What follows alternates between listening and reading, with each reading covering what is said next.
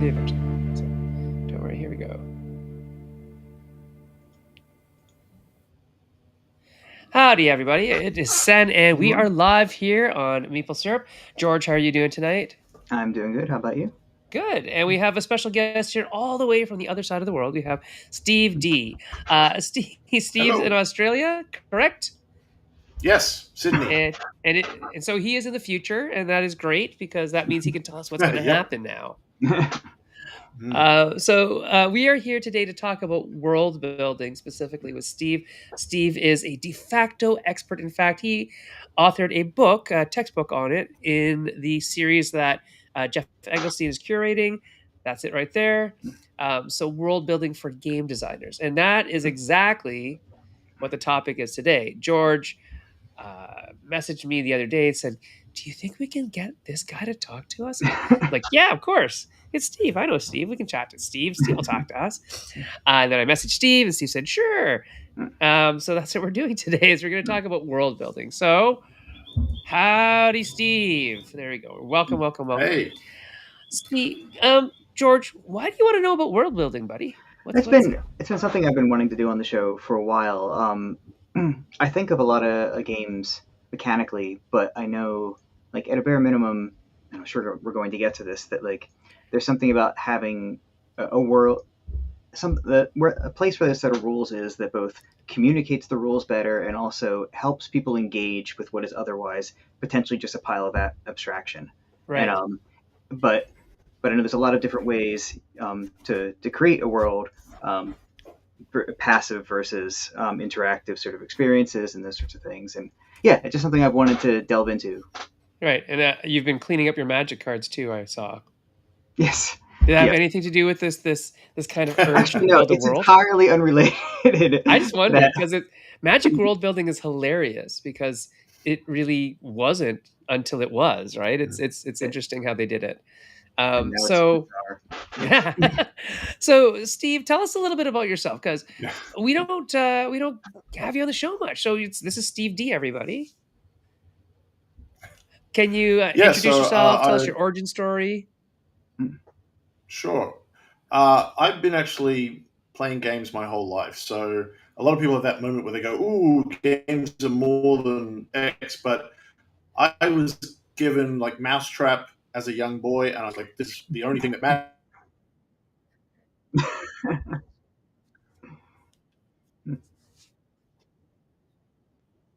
Very expensive. We weren't particularly rich, and it's like, these new shiny games, they cost like in Australia $60, $70, $80 then, and much more now. And so I was like, well, I'll just get some cardboard and some pens and try to make my own version. And that, slowly took over my life bit by bit. I started making my own role-playing games because that's what was one of my favorite things as a teenager. And then in 2002, I started, before that I started my own zine. Then I started doing some more journalism for websites. Then I got published in the early 2000s in various places. And then, I started working freelance. And I've been doing that for the last 20 years in the RPG industry. And I've also started self-publishing back in 2019. We put out my first RPG that was published by my company, 10 Star Games, and we've put out 2 more games since then. Plus a lot of smaller games, but 2 big games, 3 big games. 4 big games. We'll just add. That's great.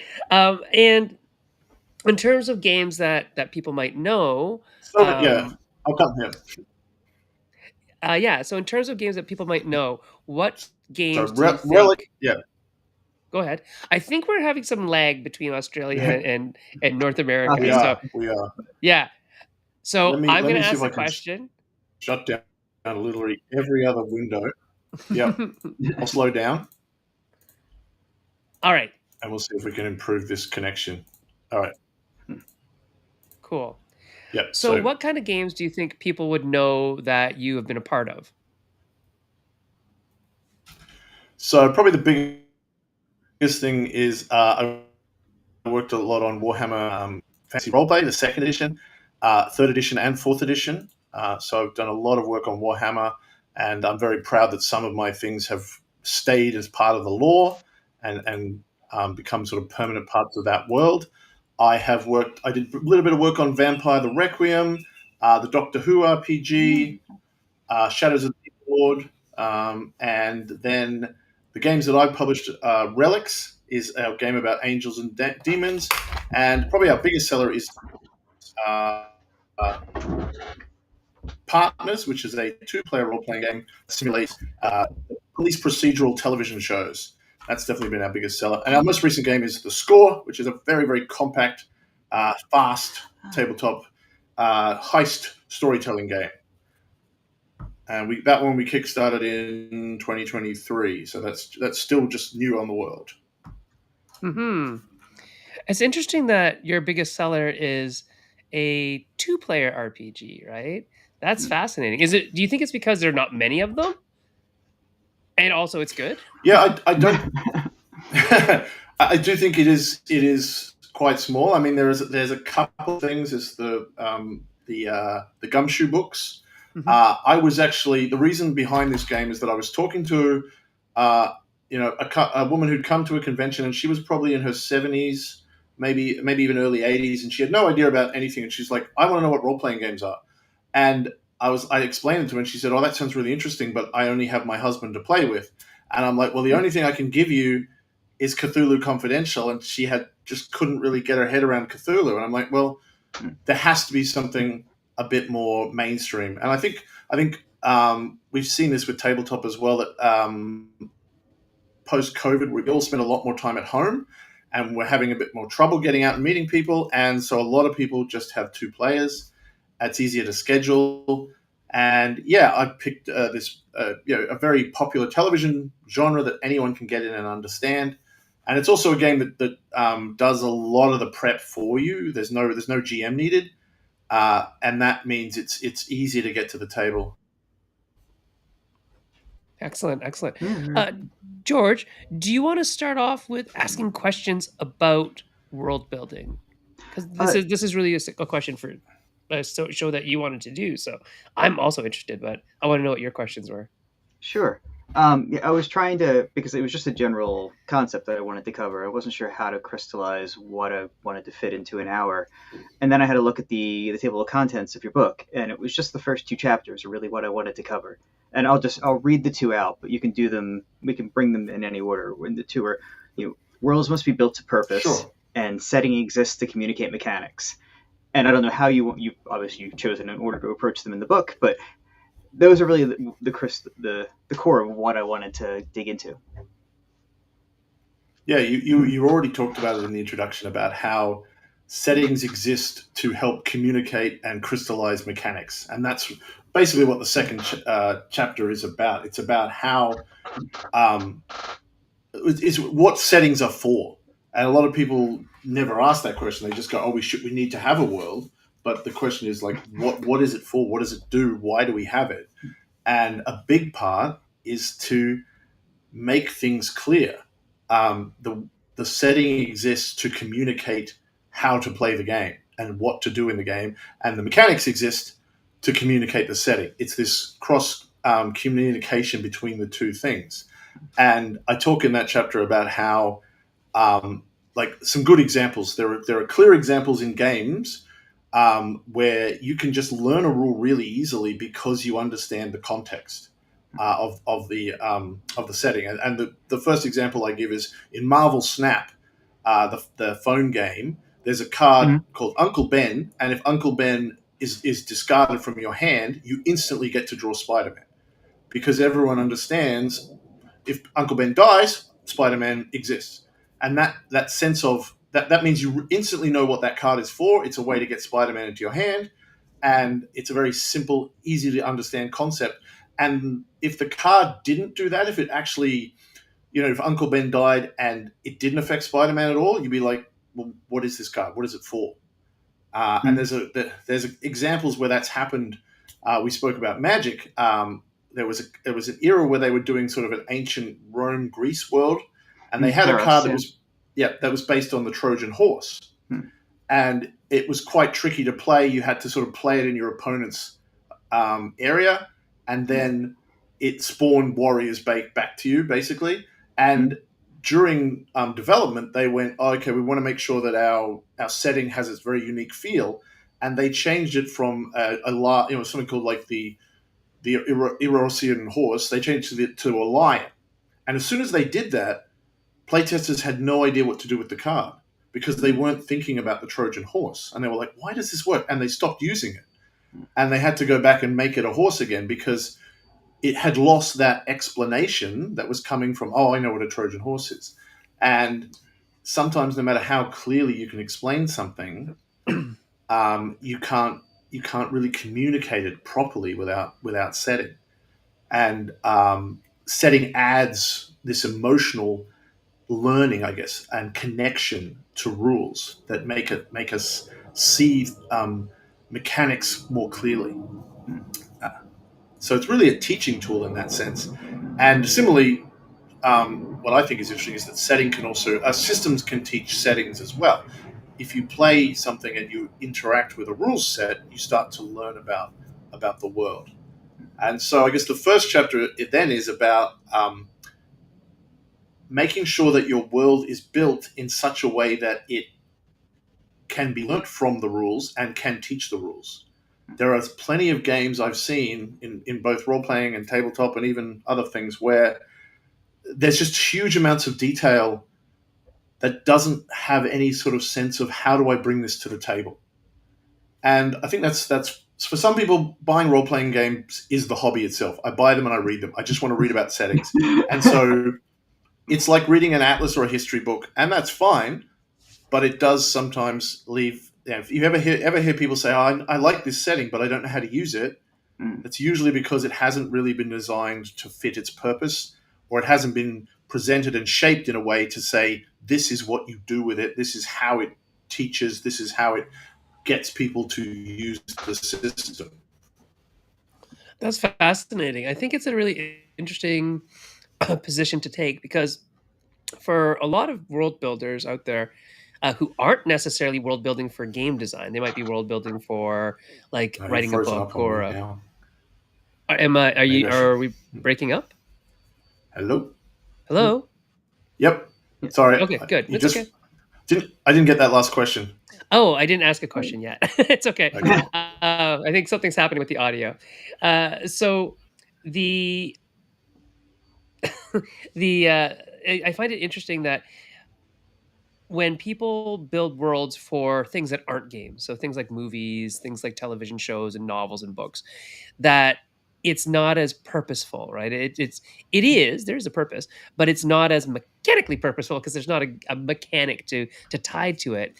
And I also do find, however, that when people try to build a game that is, or build a world for a game that is too mechanized and too gamified, perhaps, that it seems that way, like it feels that way. So the question that I'm going to ask you is, how do you build a world that still feels authentic and has rules attached that doesn't make it feel too much like, oh, this was put here exactly because of this one rule? Do you know what I mean? Yeah. I do know what you mean. I um, I think perhaps sometimes um, I think I guess what I would say to that is the best thing to do is to try as much as possible to justify something. But I also think there are times where we have actually um, in other realms we have accepted a lot of structural things that are actually very strange, and we probably could be better sometimes at accepting some of those things. Like for example, superheroes settings make no sense because you can't not kill someone when you're punching them in the head, all that, or it makes no sense for costume characters to run around, but we just accept it. Murder mysteries have a lot of very weird structural things that that just don't really make sense, but we've just gone, that is the medium. And I think sometimes we resist some of those without going, well, we actually are fine with this in literature. And but there are also, of course, places where it clashes, or it seems obvious. And I think the key is to make sure that that you do seem to be doing the work. I think is that if something feels like they just tacked it on, and then when that's the way it is, you will sense that. Whereas if the author goes, and this means that, and this means that. One of the rules I have in my book, a very simple rule, is everything should be connected to at least three other things. And that's a real way to get around this problem. Like if you say, okay, in this setting, vampires can only come out at night because I don't want to model sunlight or something, whatever it is, you should then go, and that means they all live underground. And that means that there's a hunt on to try to find a cure. That means that none of them live, in the tropics where there's long hours of sun. And it's that little bit of and then that adds that depth and that texture. And we can see examples of that, like 30 Days of Night, the great comic series, was just like, obviously, if sunlight is bad, I'll think the extra step and go, well, then they would obviously, all vampires would love to live at the poles. And sometimes that little step is what leads to great world building and smoothing over some of those things.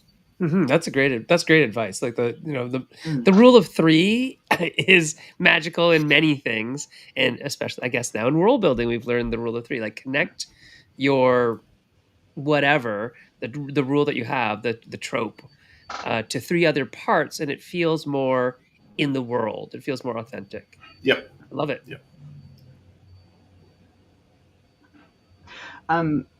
I'll follow up. Yeah.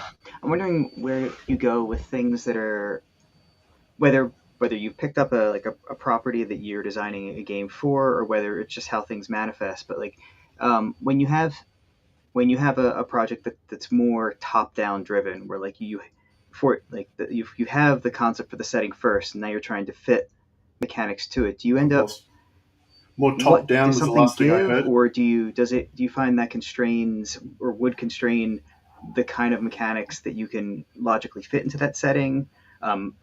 Sen, I know you'll have a fair bit to say about this as well, as you play in this area too. But yeah, just in general, if we're coming at it from that angle instead.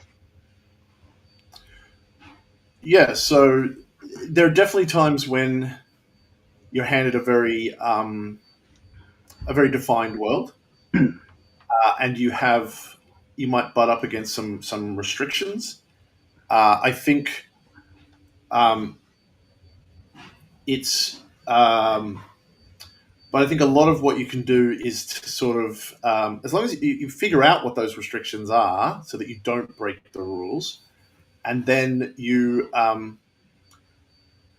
you can use focus, I guess, to make sure that you're focusing on something that you can model. And so that's the thing. A world is really just this absolutely infinite sub-creation, as they call it. And you can point the lens anywhere. And we can see that in our real world. Like if we think of our real world as our setting, chess is technically a game in our world. And it's very different from, The Sims. But they're both representing our world in some way. And so obviously there are focuses of the world. You wouldn't really probably make a game about Star Wars that wasn't either about the Rebellion or the Empire or the Force. So you would focus on those things, but you can put that lens and that spotlight in different places, and that usually lets you find something to model. But if there's still other things like edge cases you want to ask me about, feel free to give me examples or something. Yeah, for me, I think if we're talking world building, I like to focus on what I would call like the truths. Like, what are the truths of the world? What are the rules that cannot be broken? I think Steve alluded to that before as well. And once you've established those rules, and if it's an IP where you can talk to the creator and you can ask them like legitimately, like, so can we do this? Can we break this? Can we change this? And a lot of the work that I do in IP and other people's worlds and playing in other people's worlds is really trying to get a feel for what other people understand the world to be. Not just the author or creator or the team that made it themselves, but what the fans think it is. Because sometimes perception is reality, right? Because the creators might have intention A and B, but if the fans also think it's intention C, maybe it is intention C. Maybe C is actually a real thing about that world now, which is sort of um, the interesting things about these shared imaginary worlds that we play in, Mm. is that they can become greater than the source material in and of themselves just by generation and by even fanfic and all these things that combine to really help us develop and round out a world in a more fulsome manner. It's interesting, like in role-playing games especially, I feel are like this, because they allow, by definition almost, that nobody plays role-playing games rules as written, most of them anyways. Mm. Yeah. Everybody's Yeah. homebrewing, everybody's adding little bits here and there, taking things out that they don't like encumbrance. I'm looking at you. Almost nobody uses encumbrance, right? So once in role-playing games specifically, you're allowed to like just put your little twist on the world anyway. So everybody who's playing role-playing games is probably doing a little bit of world building in some way anyways, because they're all like, I don't like this stock adventure, I'm going to change it, I'm going to do this. And so a lot of the good world building is, like Steve said, it fits in the world. It feels real. It feels like in situ, in place, that it's not far flung. Even like my very favorite AD&D adventure is um, Barrier Peaks, right? Which is, spoiler alert, a starship lands and there's like plasma guns and robots and stuff. But it is, to me, it was the best adventure ever because it subverted a whole bunch of tropes all at once, but still stayed true to the concept of you're in Greyhawk or you're whatever world you're in, right? You're in this fantasy world, you're wizards and warriors, but what if this Mm. spaceship landed? What would you think of it? And these creatures, they're just monsters. There's monsters of a different kind. You don't know that they're not from this planet because I mean you don't know that there's no other planets, but you the player know that, oh, these are aliens from another planet. And as long as you can help the characters feel like, or the players feel like their characters are still in a world where there are rules that matter and there are rules that don't get broken because of Deus Ex Machina or whatever, then I think you can have this really good feeling to it. I know players get really out of sorts when things don't make sense, right? When things just don't make Mm. sense, like Yeah. why is this mechanically happening, especially mechanics wise. It really takes them out Yeah. of the narrative. They are forced to, you know, well, they can't. They can no longer suspend disbelief, right? And that's part of being playful, is suspending your disbelief, and at least one of the parts of it. And when you can't do that because a rule is so egregious that it doesn't match the setting, then Yeah. you've done something wrong. You've done something pretty bad. And if that is a set of a game that is pre-made and it wasn't like some GM homebrewing something, then the designers did something poorly. And I would say that's kind of, your world building kind of needs to shift one way or another. And it depends on the exact rule, but yeah, I agree that working in other people's worlds is difficult, but as long as you have access to materials, source books, other people, other experts, and depending on the world, some worlds have like tons of stuff written. Like Middle Earth has just like a bazillion things written about it already, right? Yeah. So Yeah. you can just go and there are literal people with doctorates in Tolkien scholarship, right? So you can go ask those people, or they've Yeah. written something already about most of it. And a lot of the other stuff still has some canon to it, right? That, like you mentioned, Uncle Ben, Peter Parker, that's canon. That is something that always happens, no matter what verse the Spider-Man is from. If one of his relatives is, you know, harmed, killed, etc., that is typically part of the origin story of that character, right? So you have that trope, that Yeah. thing to hang on to the whole time. And I use those handles a lot in world building and rules as well, even in board games. For example, like Belfort, the first game we made, elves collect wood, dwarves collect stone. It's pretty easy, guys, right? So sometimes it's as Yeah. simple as Yeah. that, and you're just using like, you don't Mm. need to know anything more than basic fantasy to understand that If you have an elf worker and you place him in a forest, he's going to collect more wood than a dwarf worker would, right? Because a dwarf worker isn't as good in the woods, you know?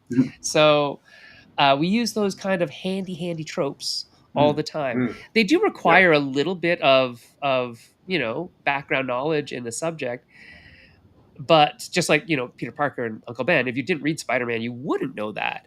But we're expecting that a huge percentage of fans of a certain genre of game will also be fans of a certain type of media, and therefore stand a chance of at least knowing that. And those who don't know will actually probably go find out because they're like, what does this even mean? And they're into it. Mm. So yeah, that's a good question. That's an Yeah, interesting thing. I think Keep going, Steve. Yeah. just to comment on that, what the thing that you mentioned there is that there's what the world feels like and what the world is about. That people you were talking about, like what does it mean, and these unbreakable rules and all of those things. I think, and we talk about in this book about how to sort of build these big concepts, and also how to have things that you are allowed to break, like and how to actually set that in stone before you start building, so that you have some of these things to rely on. And as you say, it's those setting rules and the setting meaning that are actually the really important thing. And it doesn't matter as much the population of the Grand Duchy of Karamikios or whatever, as much as does it feel like I'm in a D&D game or whatever. And as long as and that comes back to the barrier peaks. As long as you keep the sort of lens of the story and the feel of the story, you can play around on the edges and break things and do really interesting things. And um, we talk about that. I call it the keynote of the setting, or the keynotes, where you actually establish not just the rules you can't break, but the sort of what is the setting about? What does it feel like? What sort of key tropes and key genre signposts are there, so that you know if something fits or if it's something doesn't. And there's definitely been lots of settings that were sort of designed higgledy-piggledy and along the way, but we talk about how even if that has happened, how to sort of really write down and establish these are the things that are the world is about, and these are the unbreakable laws, and have that sort of set, and then you can build from there, because you then have basically your design map. And every time you want to add something, you can go, okay, well, let's go look at the keynotes and see, does it fit? And so in music, every chord has a keynote which tells you basically the name of the chord. So, and from that note, all the major notes, all the minor notes, and all the major chords and the major progressions. All of that stems from this keynote. So it becomes your reference point for everything. Mm-hmm. You talk about the higgledy-piggledy sort of design becoming something cohesive, and I don't know anyone at Riot. I can't confirm this, but like having spent a decent amount of time like diving into like the League of Legends background, I get that. I have a feeling like that's how that came about. They just designed a game with a bunch of interesting characters with different abilities, and then realized there's an opportunity here to build a world around this ostensibly just a MOBA, game. Yep. And what they and they had immovable points that they had established early on without a world, and they're like, well, these are where the stars are in the sky. How can we sort of connect them together and build something that makes some sort of coherent story? I wonder how often that happens, and it's just sort of me musing. Like, I don't know if it's not really a question to answer, but like I wonder how often that occurs. It is. I think possibly it happens more than we think, because that's how, even if you do lay groundwork, you often do that anyway when you're building, before you start releasing things. You start going, I want this, I want that, I want this image, I want that kind of character. Everyone has to wear cowboy hats, whatever it is, and I want vampires to be afraid of the sun. And then you start drawing lines. So it makes sense then that sometimes, I think I say in the book, it's good to think about these things early, but we can see that it doesn't hurt too much to do it later because that's how we design settings. Even if we do it earlier, we pick these, as you say, these fixed points, these stars in the sky, and we fill in the detail, and they become these keynotes. Even if it's just we wanted, we just, even if they're characters or ideas or images, they can also be keynotes that help you strike everything. Hmm.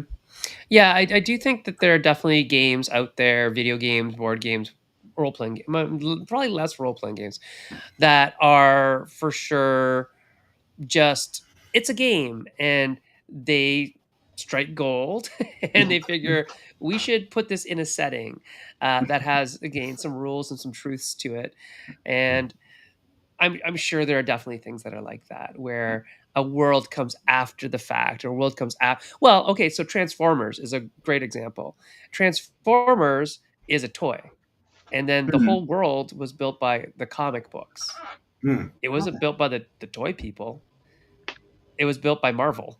The toy company was Japanese, and they just said, "We have toys." I was like, uh, and there's a great podcast episode of Imaginary Worlds. If you don't listen to Imaginary Worlds and you're into world building, you should definitely listen to it because that's kind of all it's about. It's not necessarily from a role playing game point of view or game design point of view at all. It's just about the imaginary worlds that we like and we think about and why they're so compelling. And he did a whole episode on 80s toys. And so, Hmm. you know, Thundercats and all these things that He-Man that had toys first Braveheart, yep. that then Um, that then became Brave worlds. Okay. yes. Yeah. Mm. And that is Yeah, exactly and that. That is very often they had to yeah. They were just given some toys. He-Man was apparently originally going to be a Conan toy, but then they were like, not going to happen. The movie's too violent, and so they changed the hair and they went, here you go. And to bring it full circle, one of the early writers on the TV series was one of the writers of the Call of Cthulhu role playing game. And they basically did a little bit of scrambling to fill in the gaps based on what they had. And television actually, particularly whether cartoons or otherwise, often works like this. It less so now that we have streaming, because in streaming a lot of yes, things much are less so. completely written and completely filmed. But in the old days of television, you would have maybe pilot one episode in a can before, and then you would go on television and you would look at each episode and go, oh, okay, we added some points on the graph. Can we color in a bit more? Yes. And if a character tested well, they'd suddenly be like, oh, you have to be a regular. So we have quickly, and that was, just how we watched television. We were used to these things just going, oh, this guy's sticking around now. We found an excuse. And in that sense, TV is actually probably the best model for how we play our role playing games as well as design them. Because that's what happens in RPGs. We all know the story of the players meet a goblin and they really like him, and all of a sudden he becomes part of the party. That's exactly how television works, right? Something happens in an episode, and then someone starts writing it into the plot because the writers are watching the episode as well. There are lots of examples of this, in TV where just something works and or the audience reacts, and the writers have to go away and go, well, that show tested really well when that actor came on, so now you have to make him a regular character or change the settings so that we can have this person. And sometimes it's from the executives as well, like found out that everyone wants the show to be set in the Pacific Northwest, so we have to think of a reason to move. And That's where George I is. That's think, why it's funny. Yeah. yeah, right. Um, and I think that's just an interesting thing that if you want to run role playing games, to watch those kind of shows. I've been interested in watching the Poker Face show with Natasha Lyonne, and the first series had the kind of sort of Little's hobo ending, where every ending she was still off on running away from the mob. But in the second series, they've started to evolve that and go, what if we didn't have to do that every episode? And that means they've started to color in the blanks and go, oh, well, remember when she met this character? That character can be over here, and this character can have a flat that she can live in. And that's not what we think of normally as world building, but it is a world building because it's Charlie's world. It's her friends, her Mm. job, her home, and that same thing applies to how we color in our worlds, whether it's in a series of role playing games that we play with our players, or in a world we're building for a game in our own head or in our on our own computer. Hmm. Mm. I would suggest that the way that we have changed our consumption of media, especially televised media, has really changed how, you know, shows are built and how worlds are built for those shows. And I Mm. guess you could say the same thing with like one shots versus campaigns, right? If we're talking the strict analogy back to role playing games, Mm. is that in role playing games that are one shots, there's not a lot of world building because it doesn't have to be. Continuity doesn't matter as Yeah. much if your characters are never going to live to see another day, like in Dread, or they're never coming back to this area anyways because it's a one shot and it's a campaign game and they weren't your characters, they were pre-gens. So I think it really matters much deeper in a campaign level game where people get to kind of interact with the world at large. But I do find that even modern games, they give you a lot of good trappings, right? So a good example of that would be Duskfall from Forged in the Dark, Mhm. Blades in the Dark, right? Where it's kind of minimal what they tell you, but they tell you kind of Yep. enough to give you feels like, oh, this part of the world isn't like that part of the world, and this part of the world is good at that thing, and oh, all the things that are bad come from that part of the world. Let's not go there. And there's a really air of mystery over Duskfall as an entirety because it's not, well, it is now. It's a little more fleshed out now, but in the first edition, it wasn't really that fleshed out. And I found that actually compelling to play in because we as the players could shape it a little more, and the GM and all that kind of stuff because it was almost like that kind of thing where it isn't totally built and the players have some agency to populate the world and say what's where and who's where and that kind of stuff, which you don't get from a game like most of the Dungeons and Dragons stuff. If you are playing in Greyhawk, you're playing in Greyhawk, Yeah. whereas everybody's Duskfall is going to be probably slightly different based on how you answer some questions, right? And I find modern role playing games do that a Mm. lot too. Yep. So, like Kids on Bikes will say, session zero is you're making your hometown, right? Mhm. You're making the setting, you're co-creating that, players and the GM creating that. Like, what's the secret of this town that nobody knows? What's the main industry? Why is nobody here anymore? You know, what was the failing of this country or this area? And I find that to be fascinating as well. I don't know how much of that you've done, George. Have you done a lot of like um, world building as part of the game? Oh, you like within the Yeah, game. within a role playing game, like Kids on Bikes, like The Quiet Year. It's a map building game. I haven't played those, but I know what you mean. Yeah, and it's sort of a what's the word I'm trying to think of? It's like not of course participatory, but like it's collaborative with Yeah, the DM to. It's funny you bring because my where I was going to go with my next question is like um, obviously the players playing need a sense of the world in order to play in it, but like a lot of the fun of playing a game is doing your own right telling your own story as a group and sort of building your own piece of that world while you're in it. So like how you decide where to stop and with regards to the world the thing that you provide to the players. And you've given like a one end we have D&D with sort of like a very there's just you can't get away from the setting unless you're completely over it all the way up to these more recent like more modern takes on things where you're just giving like a sense of it. But anyway, that's you sort of half answered my next question, but we can just continue on with it. Sorry, Steve. Well, I'd love to. I've got a couple of things I'd like to say about that. Is that I think we even a lot of things in role playing games are happening. Um, what would be the word for it? Without structure. And so you were talking about how we meet the goblin and he becomes part of the party. Like there's a lot of world building that happens that even if you don't wire it into session zero or into the mechanics or into how you sort of dust the setting, because the players are choosing where they focus. and that's another reason why it's sort of like television. Like television um, has a really strong pilot usually. Again, back in the day, where it would really, really hammer home the concepts, and that comes back to sort of telling players what to expect, and whether how much you collaborate on that.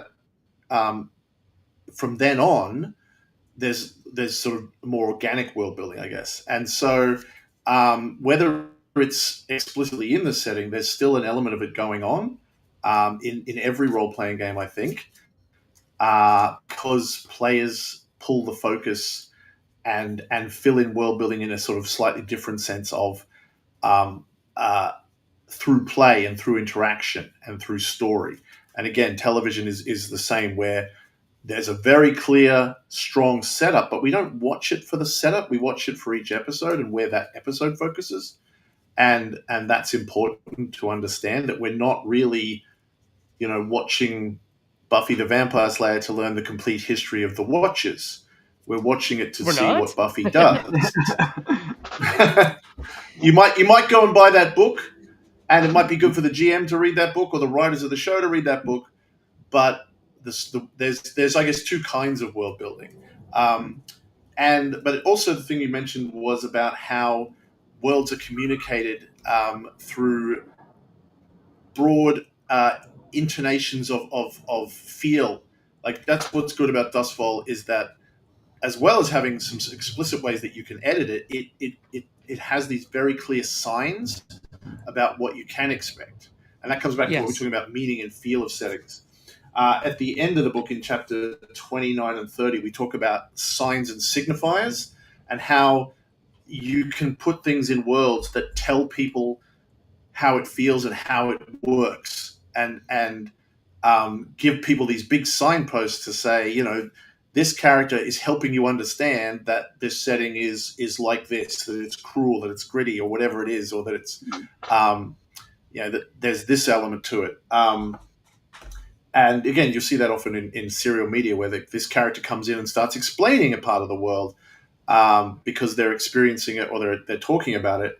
But you can build those into the setting themselves, and it can also be things like one thing Dustfall does really well is it has those lists of adjectives that you can just have on hand on your character sheet, which you can bring up and go, right, that helps me. And that's the same sort of thing of like trying. I talk about this in the book a bit about how much word choice can matter. Choosing the precise tone and timbre of your language when you're writing the setting down, and the word choice and the things that you describe will tell you how to play the game. Warhammer is a great example for this. I come back to where people know that the Warhammer games and stories and setting will emphasize mud and shit and cruelty and bad weather and suffering, because it's a hard world. It's a gritty, realistic world where there is grim danger and dark, and there is suffering and everything. Yes. But it also has some elements of humor and things like that. And it's not just that it's like everything is bad and you will fail. It's that your shoes are full of mud because you got a hole in your sock. That's a Warhammer kind of thing, right? And you might even and those little tonal things can be part of the keynotes and become can be communicated with these signs and signifiers, and that's a big part of why games are interesting, because we know a lot about how to do this in writing, because we see it a lot and we read it a lot, and there's also a lot written about it, and it fits into the texture of fiction quite well, because it is naturally painting a picture. And one of the reasons I actually wanted to write this book is that there isn't anything written about this from a game design point of view, and how to actually think about, well, how do I put in examples and rules that are signposts that say this is how the world works, but also say, and you can mess around with the details once you know that those core things are there. It makes me think. Yeah. Just to pick two things we discussed, like the way that one of those rules communicate signposting the way the world works, like the difference in the way damage works in like D&D versus Vampire, where like in D&D you are as fully effective as you are at one hit point as you are at full. Mm. But in Vampire there is, I heard it referred to as like a death spiral, where like the more you are, Yep. the worse off you are, the worse you get. It is Mhm. yes, and that just the mechanic itself tells you the kind of world you are in Yes, and the 100%. consequences. Yeah. Right. I mean, D&D is ostensibly power fantasy Mm. with the hero's tale, hard coded in it. Mm. And you want to feel heroic the whole time until you're not, right? That's kind of the deal. Versus Cthulhu, Mm. which is existential horror and very much a loss aversion mechanic, right? Where it's like, I don't want to lose anything because that means I'm losing control. And that means I'm going insane, which, obviously I have some issues with. But also, it's just a different story, and you have to want to play that. Like I can see why the 80-year-old grandma is like, maybe not for me. when you showed them like Cthulhu. Another thing I wanted to talk about with Yeah. signposting is games like, well, Magic the Gathering and games like Mm-hmm. Elden Ring that have just like little itty bitty snippets of lore drops, just like all over the place, but they're really small and they're bite Mm. sized and they are breadcrumbs. But if you follow them, if you choose to follow them, you'll find that there's lore. You'll find that there's an Mm. actual world built behind all of this. Like when you are looking at every like elf card from a set, the Llanowar elves, let's say in Magic, and they all talk about, some events or some famous generals or whatever, you go like, okay, there's some cohesion here. Or if you're following in Elden Ring or any of the Dark Souls style games where when you die, this little piece of lore pops up and you go, you don't have to know it. But if you do keep track of it all, it's like, wait, there's a little story behind all of this. And I think that's really cool signposting, world building. Um, I just don't know how to do it in a game yet, in like a non-video game format or collectible card format. In researching this book, I found out that magic was basically the thing that invented that. Um, Yeah, it is. and it was because, as you say, they sort of had this new resource of card space to just go. Here's a quote, and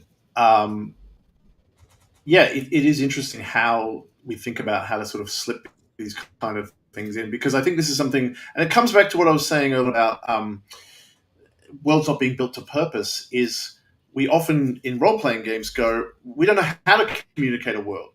So we just go, here's how to make a character, and then here's an encyclopedia of every place and every person. And that's not always a great way to communicate even to the reader how to do it.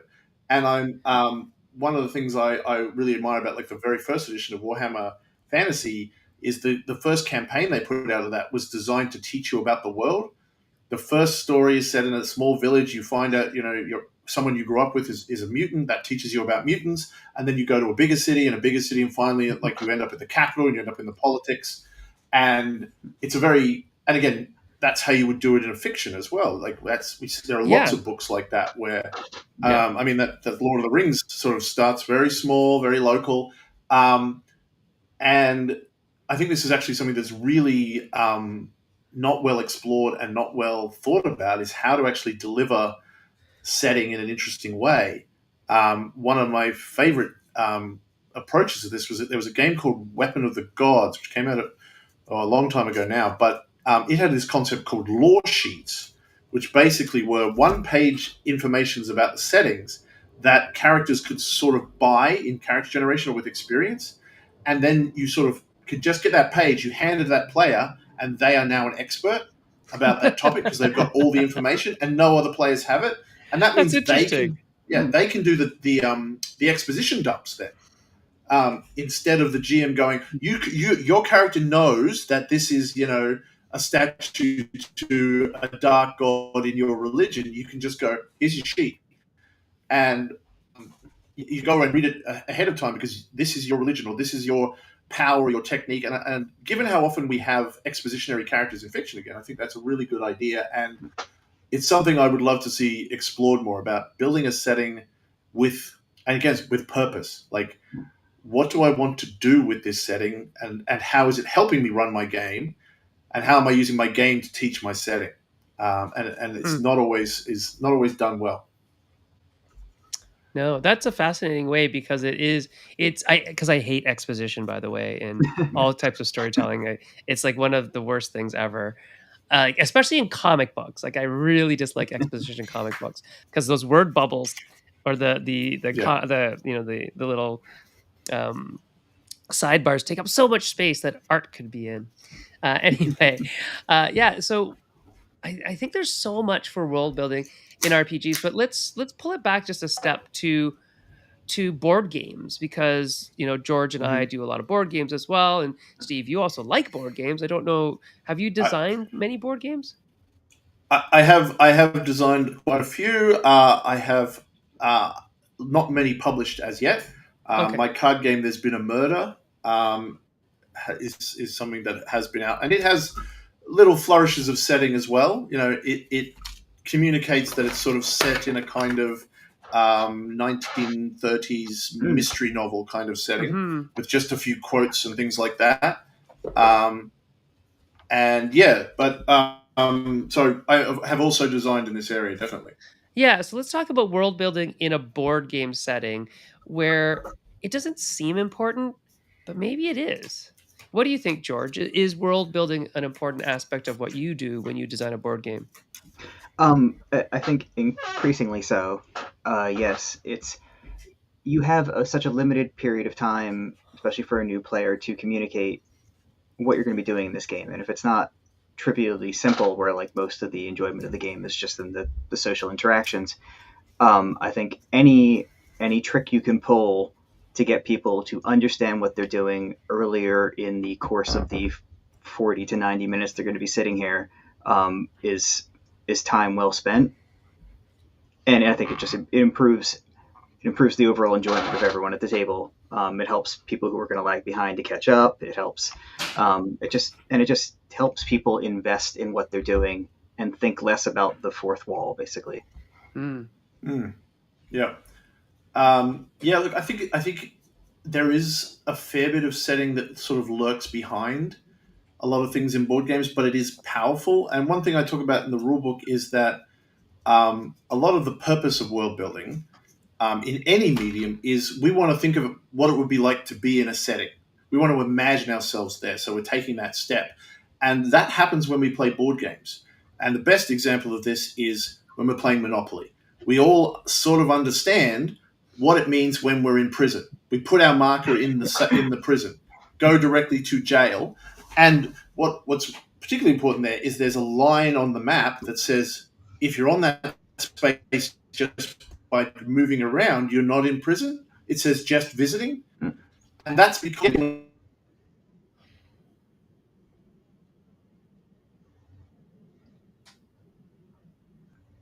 excitement of looking at a map of something or a model.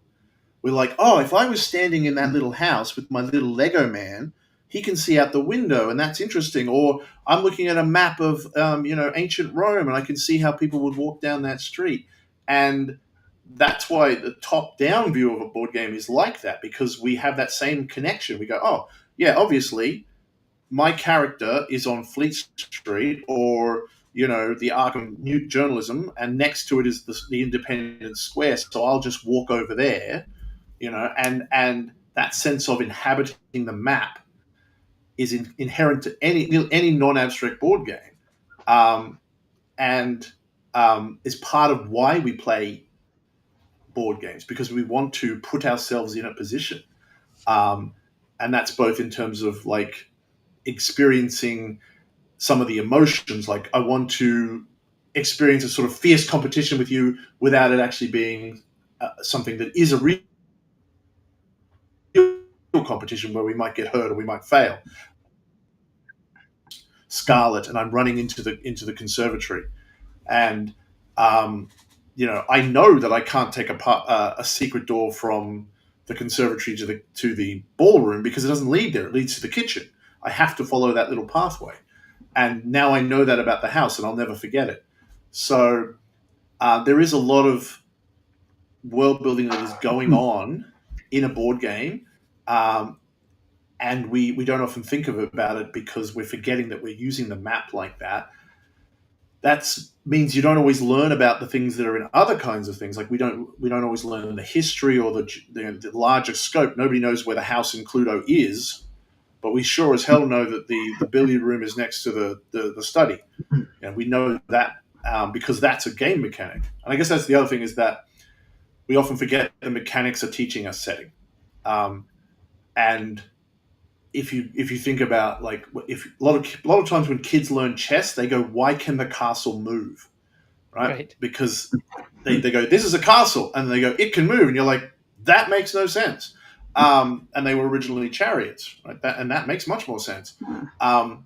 So lots of things in rules are actually teaching us about how our worlds work, and the assumptions we're making about that world, or the assumptions we should make. So we can't play a game without learning about a world, and so we should do it with intention. We should go, what are we actually saying with these mechanics?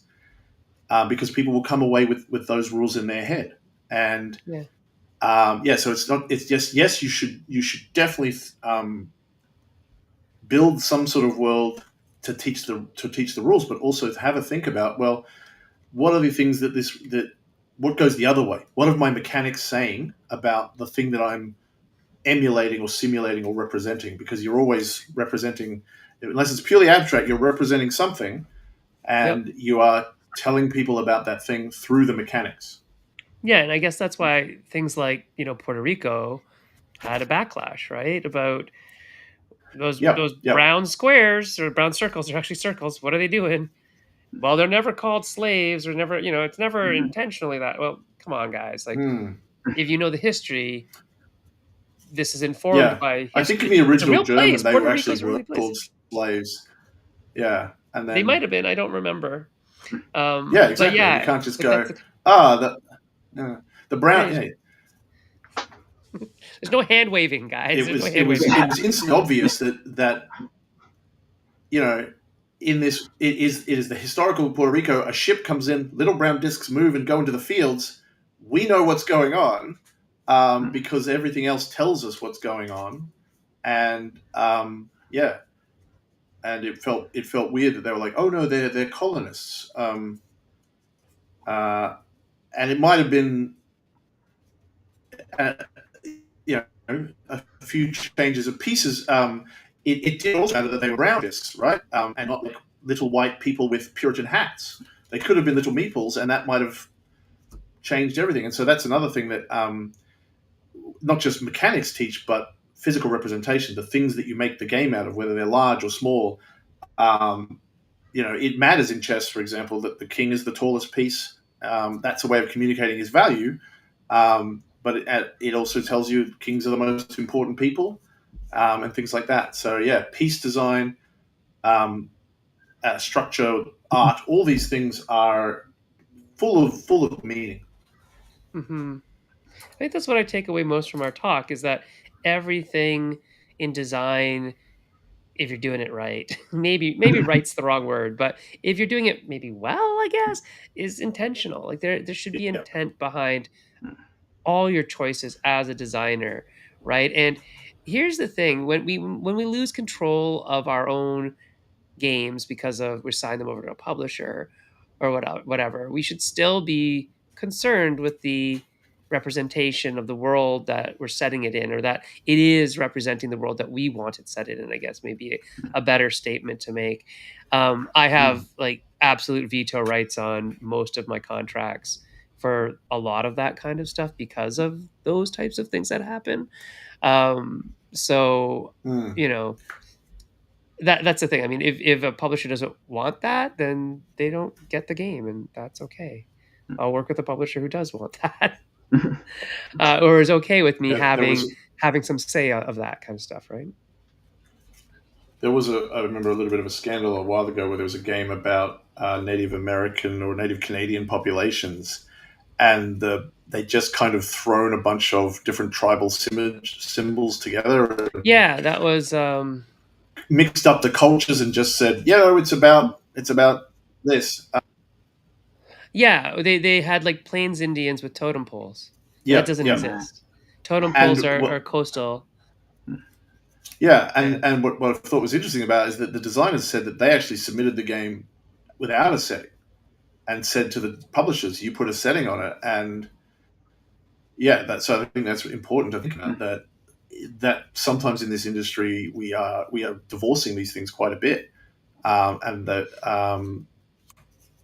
you have to be aware, I guess, that and it's quite common for companies to say, look, we have a game about dogs, so can this be about Chinese acrobats or something? And yeah, we have an idea sometimes that we can just swap things in and out, and you certainly can, but you can create a great deal of different meaning, and you can certainly, if it's something that's representing real world stuff, you are communicating an enormous amount of information about those things, and it behooves you to be careful and as we say, hmm with intent and consideration.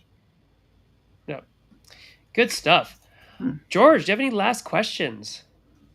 Uh, no, I think we tidied things up very well there. I think I took a similar thing from that when people play a game, whether you had whether you put something in it or not intentionally, people will assume that everything is there for a reason, and so it kind of behooves you to make sure that those things are there for a reason. And Less you, 100% of them will blame the designer, by the way. yeah, that's good to know.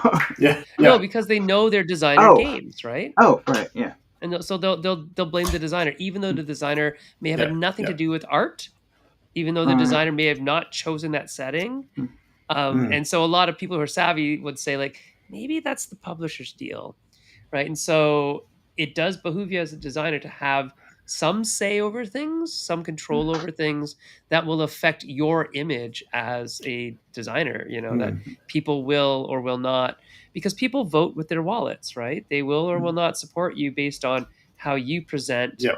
And if you let your game be presented in a bad way and then don't say anything about it or double down on it, even worse, it's okay, nothing matters, well, it's just a game, Mm, um, then you might lose some support from people, and it would be warranted for those people. They are well within their rights to never buy a game from you again, right? So just be aware that world building yeah, and is intentional. pub yes.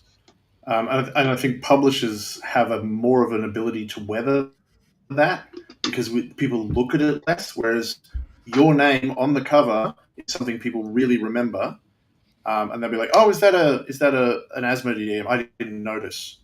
So if they are at fault, they can just go, "Oh, well, we have hundreds of other games and a big audience, and yeah, you have more at stake here." And yeah, so it is important, if you can, to keep some sort of control or at least talk to your publishers about what you think that the game should or can communicate and where it should be redirected.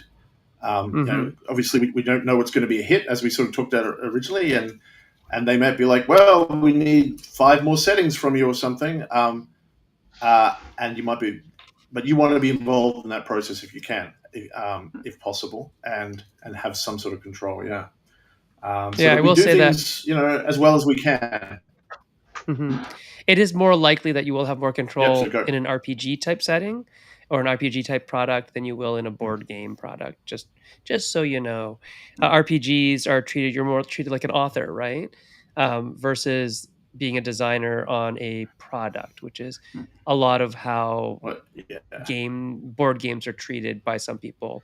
That's not an authored thing. It's you made the system, you made the mechanisms, we'll do the rest. We know how to sell to our customers. And granted, that is true, but Yeah. also it's your name on the Yes. box. So just be certain that you want your name on that box. I've had my name taken off of things before, Yeah. so just to say. Mm. Cool. Well, you know Yeah. what, guys? That is all the time we have. And um, you know, I don't know, George, if it's just like whenever we have somebody who's in Australia, then the connection goes weird. I don't know what I it mean, is. it is half a planet away. It's Yeah. So, Yeah. sorry to all the Beaming viewers and through listeners. space. Yeah. That we had the little lag between us and Steve, but it worked out in the end. We yeah, got a yeah. lot done. That was great. If you want to talk to me more, you can hook up with me on Blue Sky, Sen Lim. Um, where are you there, George? Dry Rink on all the things still. And we are both at Maple Syrup on all the things. Follow us for notifications of who's on the show next week and all that kind of stuff. And on Blue Sky, also, we have Steve. You can talk to him about world building and more stuff at Tin Star Games on Blue Sky. And if you want to look at all his lovely, lovely products, you can find his stuff at tinstargames.com. Oh, hey, yeah, you just come at the end. That's too bad. But you can watch it. You can watch it when we turn the stream off. It'll be available for watching on YouTube. So there you go. So thank you very much. Yeah, it was a really fun talk, Craig. So hopefully you can join us in the future for more stuff. Next week, I'm not sure who we're going to talk to, but it'll be somebody fun and somebody good. It could be you. Who knows?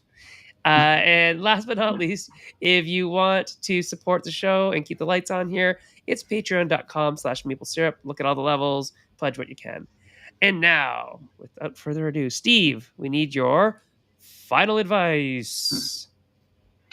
Well, I guess I would say I think games are tools that we give for other people to use. So often the most important skill of a game designer is empathy, being able to put yourself in the mind of a player who gets your setting. And that's really important with world building because they have to learn your world and present your world. And as we talked about earlier, sometimes we're just handed an encyclopedia and told memorize all of that and not told how to use it or why it's there. That's something actually I do a lot in my setting building is like I actually drop out of the voice to help people go, oh, well, if I'm not doing that part of it, I can take that bit out or whatever. I don't have to learn about that. So, yeah, think about your setting as a tool that you want people to use and help them use it and help them learn how to use it. That is brilliant advice. Love every bit of it. All right, everybody. We will see you next week, same time, same place. Maple Syrup. We'll figure out who the guest is. George will tell me, and I'll go find them. And we'll let you know on Wednesday. Follow us on Blue Sky, especially, and that's where you'll find out the information about who's on next time. All right.